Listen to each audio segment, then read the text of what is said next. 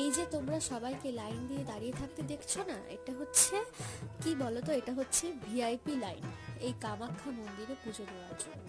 তো সেই মতো করে আমরা কিন্তু সকাল 5টা কি 6টার মধ্যেই চলে গিয়েছিলাম মন্দিরে, এবং এতক্ষণ আমরা লাইন দিয়ে থাকলাম প্রায় 7:30 8টা নাগাদ অবধি।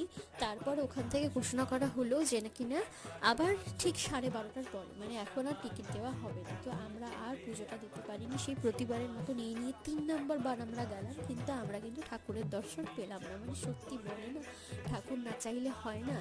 তো এই হচ্ছে কামাখ্যা ঠাকুর, এই কামাখ্যা মন্দির একটা সতী, মানে কি বলবো, সতীর একটা জায়গা, একটা মানে তীর্থস্থান টাইপের বলতে পারো আসামের গৌহাটিতে মা কামাখ্যা মন্দির।